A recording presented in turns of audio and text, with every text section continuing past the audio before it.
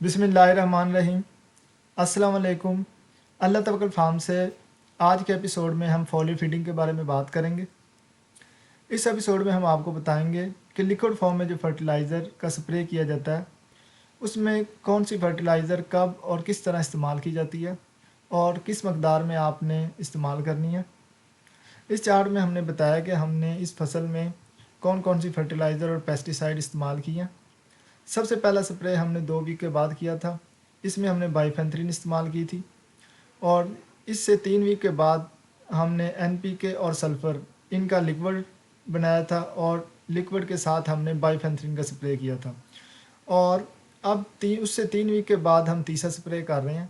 इस स्प्रे में हम एसओपी और एमामेक्टिन का स्प्रे करेंगे और इंशाल्लाह इसके 2 वीक के बाद हमारी फसल हार्वेस्टिंग के काबिल हो जाएगी।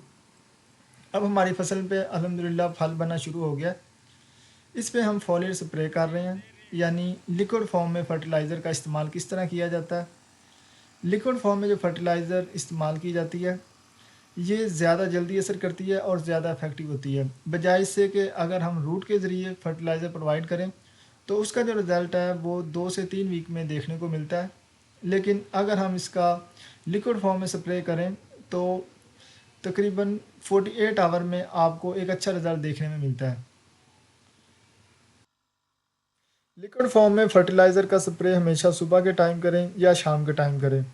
इस टाइम पौधे के जो पत्तों पे जो सुराख होते हैं वो आमतौर पे खुले रहते हैं और इस टाइम ये ज़्यादा इफेक्टिव होती है।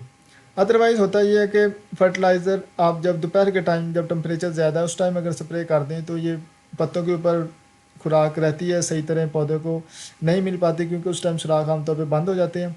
तो इस तरह फर्टिलाइज़र पत्ते के ऊपर ही पड़ी रहती है और उसका रिएक्शन हो जाता है और देखने में आया है कि वहाँ से पत्ते जो हैं वो झुलस जाते हैं।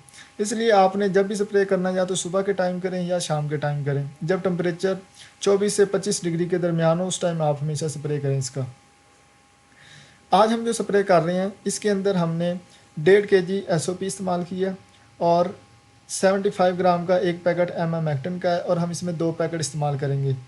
ये हमारा 3 एकड़ का प्लाट है और हम इसमें स्प्रे कर रहे हैं। एमामेक्टिन एक इंसेक्टिसाइड है और दूसरा जो एसओपी है इससे पौधे को ज़्यादा क़ुव्वत मुदाफ़त मिलेगी। इस टाइम फ्रूटिंग का टाइम है, फूल से फल बनना स्टार्ट हो गया और इस टाइम इसको जितनी ज़्यादा फीडिंग की जाए वो ज़रूरी है और ये हम स्प्रे के ज़रिए इस्तेमाल करें तो ज़्यादा बेटर रहती है। अदरवाइज़ आप अगर इसको बाय रूट प्रोवाइड करें तो 2 से 3 वीक लग जाते हैं इसके रिज़ल्ट को आने में। मटर की फसल 60 से 70 दिनों में हार्वेस्टिंग के लिए काबिल हो जाती है। अल्हम्दुलिल्लाह आज हमारी फसल 50 दिन की हो गई है और ये 20 दिनों के बाद इंशाल्लाह हार्वेस्टिंग के लिए तैयार हो जाएगी।